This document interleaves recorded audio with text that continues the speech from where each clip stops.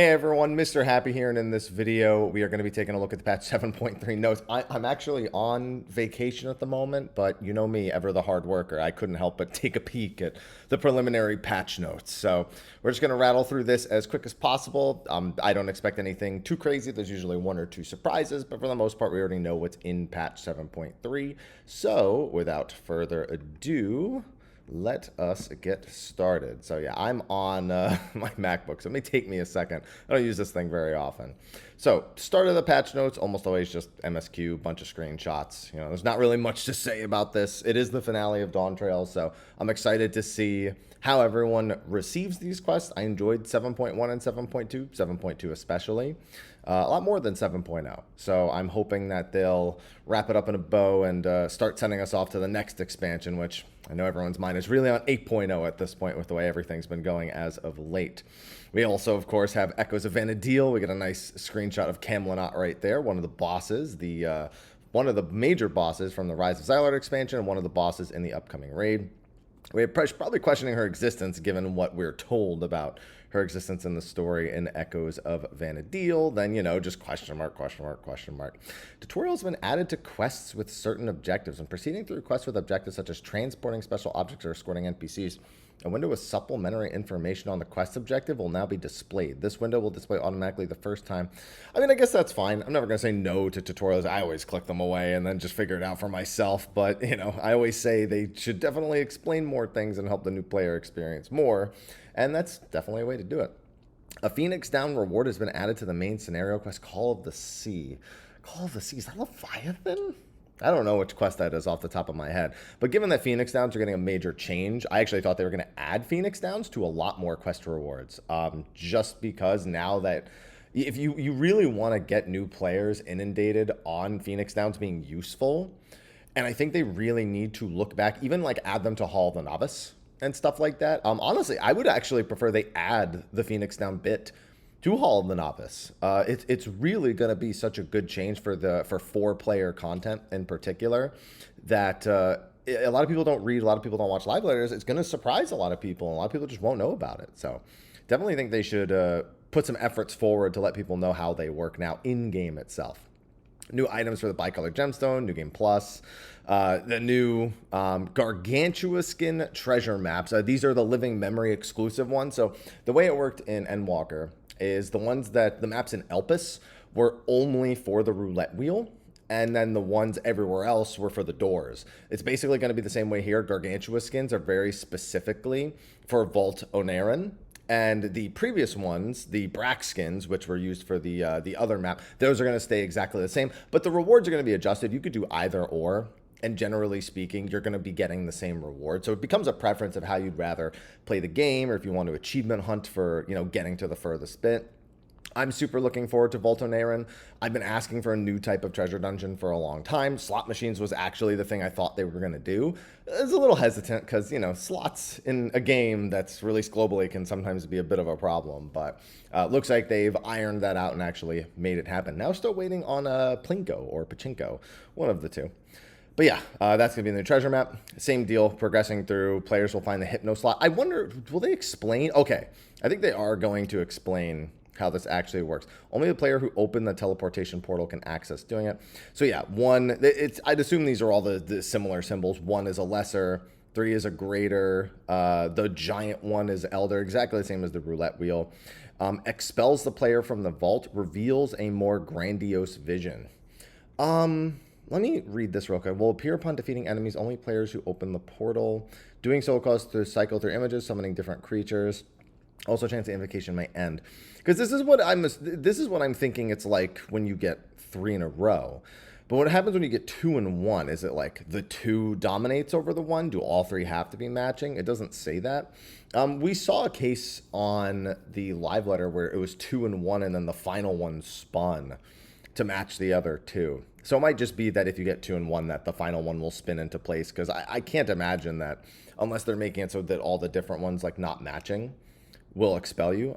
You know, just be a little strange. The Outrunners stop on spaces that remove the party from the duty. All party members are okay. Yeah, that's just how you would expect. And then the rewards for the Cenote Jaja girl. Yeah, the other one have also been updated. New subaquatic voyage, new rewards, new levels, you know, that whole thing. Housing, bit of a disappointment for a lot of people this patch. We were supposed to hear more about TARDIS housing. They said they need a little bit more time. They still also said they need more time for the increased furnishing amount. I think that's specifically outdoors. A lot of people definitely paying close attention to housing stuff because they really want more major overhauls to the housing system as a whole. Furnishings, it's hard for me to appreciate this stuff. I mean, I think most of the stuff looks nice. Like, it's not like I never think the furnishings look good. Sometimes I see a silly thing or something that's like way out there. But I don't have a house. I don't decorate a house. So this part's always kind of just like, that's nice for people who it matters for me. New aquarium fish, new orchestrion rolls, new seeds for flower pots, which I, again, forget is a feature literally every patch because it's it's not super relevant to me. New prizes for MGP. Ooh, interesting. We've got some, we got a, like a merch line for the gold saucer. Look at that. You've got the jumbo Sabo Tender shirt. You've got the, is that a Moogle with a backwards cap and a medal? For a second, I thought that was Kupo de Etat from Final Fantasy XI, which honestly, I mean, wouldn't even be that surprising. But yeah, it looks like the Gold Saucer is getting a merch line, if anything. Not a bad idea. I mean, MGP rewards are one of those things that people who keep up with it, they always have enough. So it is what it is. New cards, new NPC opponents for Triple Triad. Character voices, Wuklamat Kona and Bakul Jaja for Doman Mahjong. We knew about that already. The layout of the Mahjong Temple Gold Saucer has been adjusted. Don't know how, but it's just been adjusted. Duty support for Cutter's Cry, Meso Terminal, and confirmation. So people suspected we would actually get duty support for the normal mode version of the new trial because there's exactly 8 characters in the trailer before what you would assume is that encounter beginning. And this pretty much confirms that, yes, the new trial will indeed have duty support. I like doing it the first time with duty support. It's just kind of cool. You know, I like reading the dialogues. I think especially when we were going through Endwalker and you could see the way certain characters handled Heidelin was very, very fun. So I'll probably be doing that for the first one. Following additions and adjustments have been made to the Wondrous Tales, usual thing. Time Ward Brack skins have been replaced with Gargantua skins as an available award for completing 9 duties. Okay, so now that's actually good because, you know, I always like having extras of the new maps. New prizes for the silvers. The following duties have been added. Oneiron, you know, cruiserweight stuff, Meso Terminal, all that. The raids for Asfidelos have been changed to all one category, 1st to 4th circle. That's a normal thing. Wondrous Tale now features a list of applicable duties for each objective. Okay, so in case you're ever questioning what qualifies, this will just clear it up for you. Most people who've been doing it for a while know that, but it never hurts to have more information. Following additions have been made to Fox Hollows. It's now Seiryu. New item. Oh, I like that. That's a nice looking, that's a minion, right? Yeah, that's a nice looking minion. Okay. Yeah, I figured it was probably a minion this patch. I haven't been keeping up with my Unreals as of late. But I just because Suzaku could be a little bit, you know, everyone was a little on edge for Suzaku. So I figured I'd take a break until Seiryu. And Seiryu shouldn't be too bad. I'm a little worried about a couple things in Seiryu, but shouldn't be too bad, all things considered. Duties, oh, great. The duties that can be recorded has changed. Oh, look, they added Everkeep in Juno, the first block. And M1 and M2 sat. I'm perpetually, like, I know it's cruiserweight, so it's 5 and 6, but, like, it's... I can't. I got to make a separate video about the duty recorder at some point and just talk about how much of a disappointment it is. Maximum length window has been added to the granaries when setting the maximum number of days for 2 exploration areas. Okay, that's nice. I actually just started sending them off for that, so that's good. New hairstyle options have been added for Vieira. Okay, well, just do this for everyone watching. I don't play Vieira, so it doesn't mean too much to me. But I know people like their hairstyles, so I am not going to complain. New hairstyle options for Hrothgar as well. There we go. Like the ponytails. And there you go. Or the pigtails, more specifically. Bangs, yeah, we knew about this. We've seen this screenshot a bunch of times. Yeah, the bangs no longer being taken away when you have a hood up. The hood's no longer bald to you, specifically, is how people have put it. A large number of headgear. Yeah, from what they told us, really just metal items won't work for VR and Hrothgar, so they're still going to have to be waiting a little bit longer for that.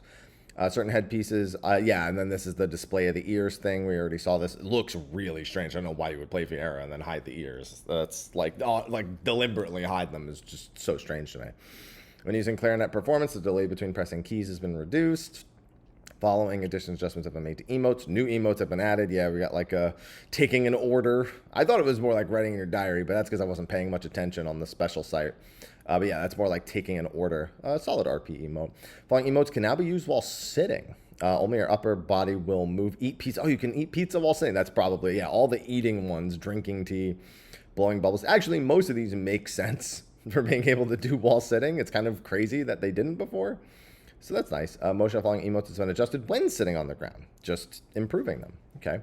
So we're obviously not going to get job adjustments. That's not going to come until next week when the servers go down. So, you know, descriptions of certain actions and stats effects. The PvP changes, I think, are normally in these patch notes, but the PvE ones aren't normally in until later. Now, here's the Phoenix down change used on players outside of your party, used in combat, in public areas, can be used in combat while undertaking certain duties. Basically all 4-player duties and field operations, as well as treasure dungeons. So the easier stuff, you're not going to be bringing Phoenix down to like Savage or Raids or Trials or anything like that, or not the larger than 4-player ones, but still a really good change, especially the deep dungeon portion. I mean, how many times have you gone into like an expert roulette and you have only the healer's the only one who can res and they die on the first mechanic? Like, I've seen it happen plenty of times. And so now players who willing to give up an inventory spot and keep some Phoenix downs can actually save runs. They do have a 6-minute cooldown, if I recall, and their cast time is really long, 8 seconds, but they can also be casted from further away. And it does share a cooldown with other medicine items, so if you're potting in dungeons, might be worth keeping that in mind. And they can be purchased in a whole host of new areas. Yeah, I'm a big fan of this change. Doesn't change like anything core too much, but it's been long overdue because Phoenix Downs, I don't know why they've been so shy about them. People have been asking for at least some expanded capacity for them for a long time. And this is going to be really good, especially for deep dungeon with 4 players. It's going to be great. Progress bar can now be displayed under the nameplate certain enemies. We saw this during the live letter. Just another way, you don't have to display it. You can choose to turn it off. You can choose to turn it on. It also only works on certain bosses. So that's up to you if you think it's a little bit annoying. Don't, but it's not too surprising. World of Warcraft basically does the same thing. I'm sure there were mods that did the same thing. So adding this just seems like common logic, I suppose. New dungeon, this new MSQ dungeon, same thing as it always is. You know, new trial, which is staying hidden. Let's be honest, it's Necron. That's it. Oh, and there's an extreme version. Never would have seen that coming, you know. This is all the usual stuff. Wreath of Snakes Unreal. This will be our new Fox Hollows trial. The drop rate for the Wings of Eternity now go up. Yeah, so for those who are, I always get this question, like literally every patch. 2 major patches for amount to be available via totems, and for its drop rate to be buffed to max. The only exception to this is the 7.4 and 7.5 mounts. The 7.4 mount will be buffed in 7.55, and the 7.5 mount in 7.58. So I like to do that little reminder because I get asked very frequently. Weekly restriction on normal mode's actual loot has been removed, but not for the sword or for the for the cruiser hollow sabers. That just reduces from 7 to 4 for the requirement in order to get the universal tombstone. We have Sandoria, Second Walk. You know, we've already seen all the bosses for this. It works the same as all the other 24-man, so shouldn't be any surprises there. You no longer get the Nova clusters from completing Juno the first walk. And again, that's all standard stuff. And then we have some adjustments. They've gone over this a ton. You know, the Alliance will always be given a new instance. It will be made exclusive. And then it will open up after they actually go into the Forked Tower. If an Alliance fails to meet the entry, the instance will no longer be considered occupied 5 minutes after entering. If an Alliance meets, the Royal Mirage will begin 5 minutes. Once the Alliance enters or 10 minutes have passed, the weather will clear and the instance will no longer be considered occupied. Great change. I've already just been hearing making the pre-mades has made life so much easier for Fork Tower people. I'm also glad for this because Fork Tower has a mechanic that gives people on the outside the Sanguinite if they kill the little mini boss that spawns, if the group actually makes it far enough in. So it'd be really strange if they, you know, kept it locked the whole time. So these changes have generally been considered really good things. Even if Fork Tower Blood still meets that criticism for that kind of high barrier for entry, you know, mostly pre-mades being made, mostly discords. But we know that Fork Tower Magic, they are working on having a normal mode for it as well. Something that is more like CLL, something that's more like Dalriada. So in the future, we probably won't see this anymore.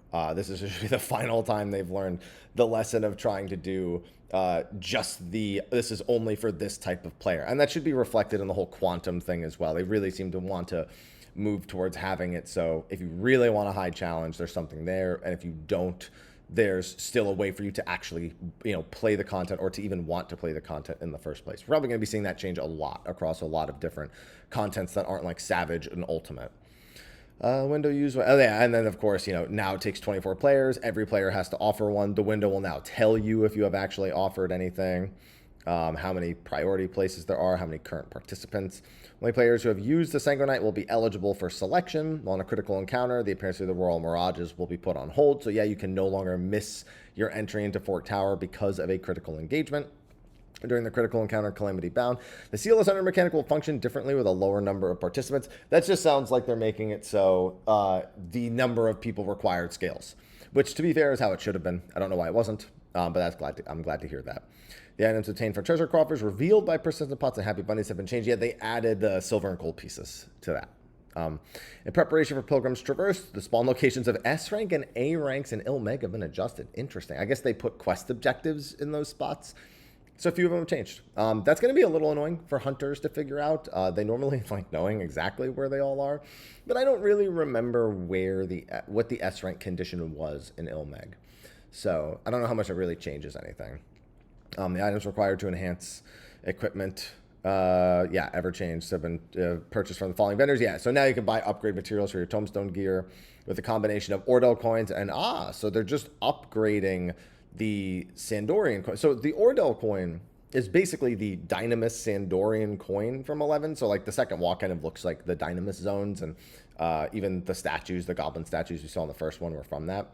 But the Motiant coins, which is not how that's pronounced, they were basically the equivalent of 100 Ordell coins, if I'm remembering correctly. Is that how it was? Yeah, 100 was, yeah, I'm pretty sure that's how it was. So that means that they'll probably go up to the 10,000 equivalent after that. I think it goes with 110. No, I think it goes up to 1,000 after that. Yeah, they'll probably just keep going up the Sandorian coins. But yeah, you can buy upgrade materials now with the 24-man coins. You need one from each, from Juno and Sandoria. And for Saxon Nuts, 2,000 to upgrade right side, 3,000 nuts to upgrade left side. And then, yeah, in case you need to know where to do it, that's where it is. Players can no longer join duties in progress if they have never cleared one or more of the duties they've registered for. It's a fairly substantial change, probably for the better. If you don't know what you're doing, filling for other people is probably not the greatest. Players can fully enjoy the duties they are experiencing for the first time. When registering for a duty roulette that includes duties you have yet to complete, you will no longer be matched into in-progress instances for any duties in that roulette. Okay. Well, that's good. I think that's probably for the better. Following duties have been added to the Raid Finder, the new trial, the extreme version, and Wreath of Snakes Unreal. I don't know why they didn't put extreme there. Clearly, the normal mode trial is not in the Raid Finder, but Recollection Extreme has been moved to the Duty Finder. Players will now receive the Echo in Recollection and Recollection Extreme. Strength of the Echo in Lightweight, Light Heavyweight, in case you're still doing M1 through M4. Duties listed in Expert Roulette, still 2 dungeons. I would really like to go back to 3. Following additions and adjustments have been made to the Duty Roulette level cap dungeon. Yeah, these are all the same adjustments they always do. They just shift everything around because there's new duties and the old duties get pushed into the lower stuff. Mentor Roulette, you got to clear all the new duties. Item level requirement goes up. Add new stuff to Stone Sky Sea. And then we have the adjustments for Cutter's Cry. The shifting sands allow players to progress through the dungeon will now appear after defeating a certain number of enemies. So specifically, it sounds like they're trying to stop what was the skip. So what people would do is a tank would pull all the mobs in your way, and then everyone would go through the shifting sands that would appear, and then the tank could usually make it through as well. Sometimes it could be a little iffy if the tank hadn't done it before, but just allowed you to skip all the trash. And that's just probably putting a stop to that. Especially because if a new player doesn't know that's a trick and your group just decides to start doing it, not unlikely that would cause them to die, and it would be very confusing for them. Myrmidon Princess Battle's been adjusted, Tunnel Worm's been adjusted, Chimera's been adjusted. Yeah, pretty much all as we expected. PvP, new items. We got to see all the new items in the live letter, so we don't have to stop and do that. Series 8 will end and Series 9 will begin. Interesting, because we see these, and then we also see this. So I guess the series and the new rewards are just kind of all in that same theme-ish. Bayside Battleground is here. You have the jump glitz. Yeah, this seems to be a very simple map, which I actually like. We've been getting a lot of really like showcasey maps. They put on a show. And so this one's a little bit simpler, and I quite like that. They added the timer for the medicine kits visual. Players under the effect of hysteria or seduce can no longer utilize the jump glyphs or trick doors or anything. Yeah, so if you get like hysteria, you won't accidentally run out of range of the person who's CCing you and live. You know, it was a little weird. I didn't even know it worked that way. Players can now register to join casual matches with a party of 2. They said they're starting with 2. They might go up to 4. We'll see. They added the Omega and Ultima tier to get people in Crystal to play after getting to Crystal, it seems. So the Crystal, interesting. So the minimum required credits will differ per region. I wonder if that's based on the total amount of players that are actually in PvP.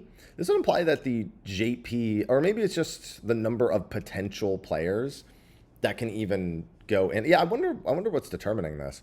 But yeah, basically Japan needs at least 2,000 Crystal credit to get to Omega and 4,000 to get to Ultima. North America and Europe both have 1,500 and 3,000, and OCE has 1,000 and 2,000. Yeah, it definitely seems to be based on population overall, but still a really arbitrary number. I wonder why I guess they don't want to do it like based on your overall rank with your Crystal credit, just because then you could get knocked out of Omega even if you don't technically lose, or knocked out of Ultima even if you don't technically lose. So yeah, that's probably the better way to do it. Season 15 will end, Season 16 will begin. You know, North America will be on Dynamis this time. Dynamis is about to be popping with some PvP. You already know. New items have been added. Yeah, these are the Final Fantasy XI sets from a bunch of different protagonists. We have Zaid, Lillicet, Prish, and Shantoto, and then a few variants of them. We have the Relic Dancer gear equivalent, the sort of Relic themed color scheme for Lillicet, and we have the Errant themed, you know, the white one for healers. But yeah, all Final Fantasy XI protagonists / characters from across different expansions. Zaid, Dark Knight, he's mentioned a lot in my Shadow Lord videos. Lillicet from Wings of the Goddess, a very popular character. Prish, one of the most popular. Of course, we've been adventuring with her. And Shantoto, probably the most notorious, especially if you've played Dissidia. New recipes, yeah, we did see this. These are probably going to come from the treasure maps, the new materials for these, going to prom, I suppose. Then we have some name changes. Tattered Sheet Music is now first movement score, specifically because it's from the first walk for Juno. The Big Bang Ticket is now specifically a Sinus Adorum Big Bang Ticket, because now they have to do it for Fianna. Blank Riviera Partition is now the Highland Partition. The Riviera Partition is now the Highland Partition. So moving a bunch of names around. And then they update the whole desynthesis stuff. More items that have 2 die channels. We're seeing some relics on here, some antiquated pieces on here. That's always fun. I think this is the Eureka set. Yeah, these are all the Eureka items now with the dual die channels, all the elemental, Pyros, Hydatos, replica equivalents of all of them. And then some of the Republican pieces, the late Allegan pieces. Oh, the model A1 and A2 piece. All right, hold on. I didn't even, honestly, I barely die things since I'm colorblind, but there's a lot of stuff added.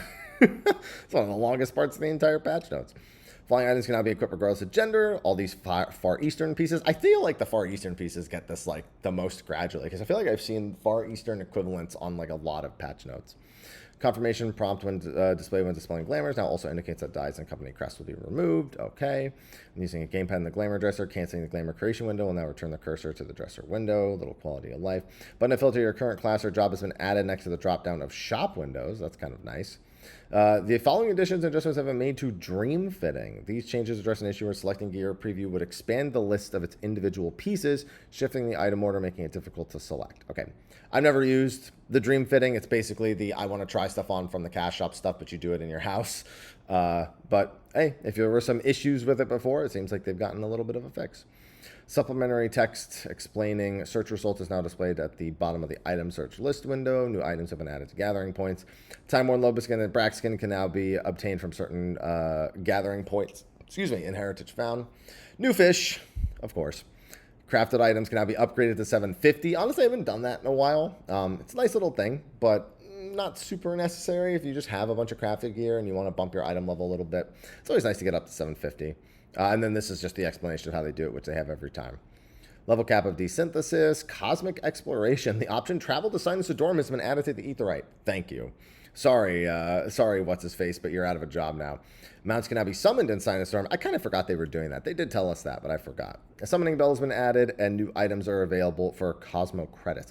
New items have been added in exchange, including cosmic exploration Ethernet tickets, and items tradable for existing crafter and gatherer scripts. Using Cosmic Exploration E30 tickets will transport you to draw. So this is how they're like, oh, no, we're not going to take you right there.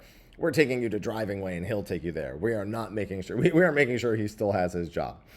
The notation indicating difficulty for Class A missions has been adjusted. A1.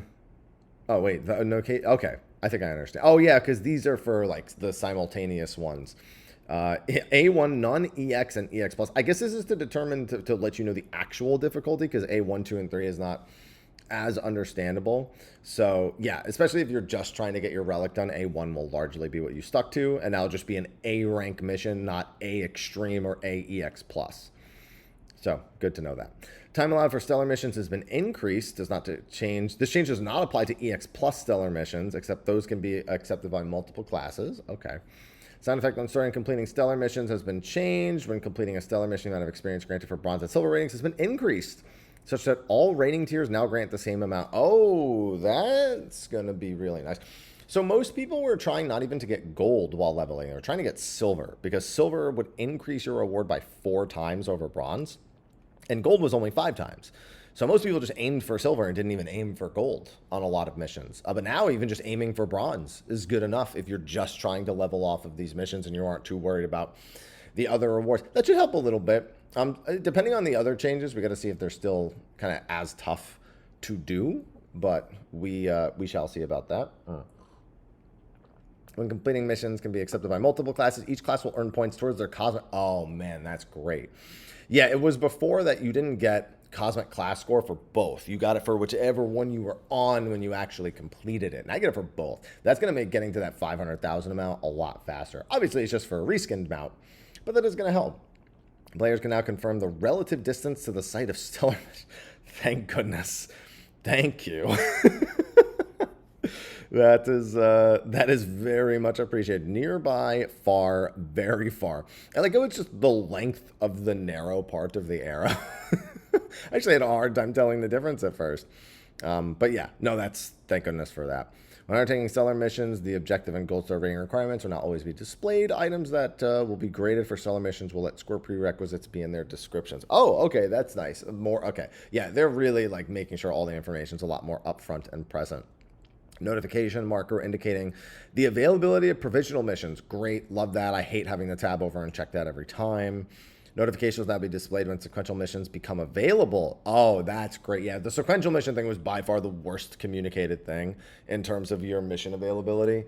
So much so I just ignored it. I didn't even bother looking at the list. I was like, I'm just going to complete my relics and not worry about all this, because it's not like I'm probably not good enough to even do them in the first place, because not much of a crafter or gatherer.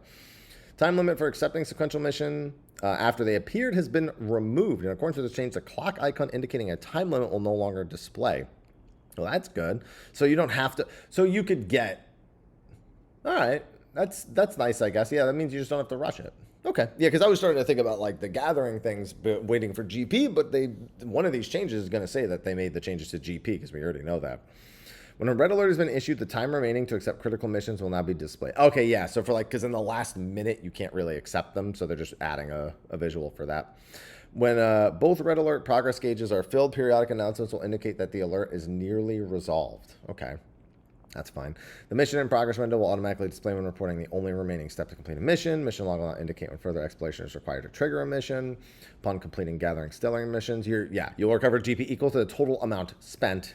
You'll go. That just means that if you were at 500 and you spent 400, you're not going to go up to full. You're going to go back to. You're going to get 400 back specifically. Like whatever you auto regen will be added on, but you'll get the 400 back. Is the best way to look at it.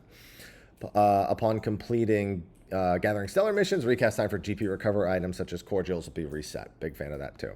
When stellar missions for botanists and miners are graded based on successive gathering chains or gather ribbons, the evaluation criterion scores will now be displayed in the chat log. Awesome. When stellar missions for fishers are graded based on collectability, must be activated to begin fishing. That's nice. Otherwise, yeah, I've made that mistake once or twice. Time limit for mech ops directive destroy corrupted crystals and clear toxic lunar sponge has been increased from 5 to 10 minutes. I wonder what the reason for increasing the time. I mean, I guess maybe they're trying to make it doable in case you have no pilots. But it's like, I think they should just make it so that if there's less than 5 pilots, anyone can just go to the pilot person. is, I don't, I mean, I guess the 10-minute thing still kind of helps to give people the opportunity to do that. But to me, that was the more important thing. Yeah, and then they're also buffing. The amount by which ground support contributes to the progress gauge has been increased. So yeah, the ground support can actually do it if they don't have any pots. But I also just think they should do what I said. Undertaking the mech op directive, corrupted crystals. The special action carrot gun will automatically target the nearest enemy if none is selected. All right. Special action full throttle available in directive clear toxic lunar spongoid. No longer has a cast. Oh, everyone's just gonna be rolling through them. No one's even gonna bother. I mean, oh no. It's not that they won't bother with the other one. It's just they just won't have a cast time. It can't be interrupted is the big thing. When project has been completed, the progress advances to the next stage. Announcement will be displayed at the top of the screen if no new project is underway. Notification window will automatically appear if there's been any progress in ongoing projects since your last visit. The requirement for certain stellar successes has been changed. Players who already meet these new requirements or earn stellar successes. Complete 3 units. So it started with rank C. Now it's starting with rank D. So it's 3 unlock class B stellar missions on Carpenter. Okay. Oh yeah, so they're just making all the changes. Yeah, it's just the same change across all the classes. So unlock Class A Stellar Mission for Carpenter on the Moon. Achieve a Gold Star rank on 3 unique Class B missions for Carpenter. All right. Yeah, so it's more descriptive more than anything. But all these are the same just across the different crafters, I suppose. New mounts. There's the end. A mounting animation has been added when boarding mounts. Interesting. That's, I'm not sure what that's actually going to be like. Sorry, quick little edit there. New Chocobo boarding has been added. New minions have been added. I wonder where this minion comes from. I'm guessing Fishing Ventures. I think it's Fishing Ventures. I never really think about the Venture minions, but they aren't all too uncommon. New fashion accessories have been added. We just straight up have a torch now. That's actually a really cool one. I mean, I'm not big on this stuff, but it's always cool to see more and more options available. New faceware has been added. The Cyclops visor over there is wild. And then system. Graphical update. Oh, would you look at that? We are getting... Everyone's like, oh man, no more new free Fantasias. Yes, there will be another Fantasia available for this one. In conjunction with just players can obtain a file of Fantasia from the Wandering Moogle in Old Gridania. There it is, of course. So yeah, there is going to be... there's going to be that. So make sure you grab the other one as well. There's one until 7.3 comes out as well from the exact same location. Graphical details for a bunch of gear have been upgraded. All the Manderville relics look like they're getting upgraded. Some of the others are being upgraded as well. Yeah, there's a whole bunch of stuff here. Yeah, I mean, I can't go through absolutely everything on this list, but you know, we're getting close to the bottom now at this point. Chat bubbles have been added. They've gone over this extensively, so I don't really need to look at this. I'm planning on leaving it disabled, so you know, it's not really for me, it's for other people. So yeah, enjoy it. Display range for players and monsters have been increased in the following areas. Yeah, they showed us this, the normal, extended, and maximum display ranges. Keep in mind it doesn't display more. It just, if you're not at your render limit, it will display them from further away. So it just make things seem a little bit more organic when you can actually, you know, if you're flying over an area, you can actually see the monsters from quite some distance. This is going to change the hunt. Everyone's like, oh, that's going to be so great for the hunt. S ranks already have render priority, and A ranks, if you're flying with a train, it's not gonna give them render priority. You still have to render everyone around you. So it doesn't change anything in that regard. It's just gonna make it so that when you're kind of casually flying through areas, they'll look a little bit more lively, I suppose. Multiple instances for Shaloni, Heritage Found, Living Memory, and Lower Juno. A lot of extra hunts, speaking of which. Division of Tuliolol and Yaktel into multiple instances. For 7.25, that's being removed. That's not a surprise at all. New achievements. The tanking achievements getting updated. No surprises here. They do this every time. Following additions have been made to retainers. You know, new ventures, new items. It's probably, again, the Stingray that we saw. New portrait accents have been added. New poses have been added. New adventure plate accents have been added. Oh, I actually really like that one. That's a really nice looking adventure plate. Following additions and adjustments have been made to the group pose feature. Perfect groove. That's, you know what? I already know the memes that are coming. But yeah, that was quite lively. Oh, I'm not even bothered. Chromatic aberration. I didn't even understand it at first. Then someone pointed it out. I was like, oh, that's what chromatic aberration is. I didn't know that was what it was called.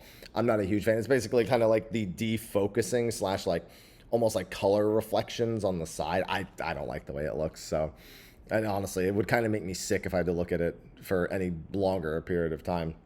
The portrait mode thing they also went over during the live letter.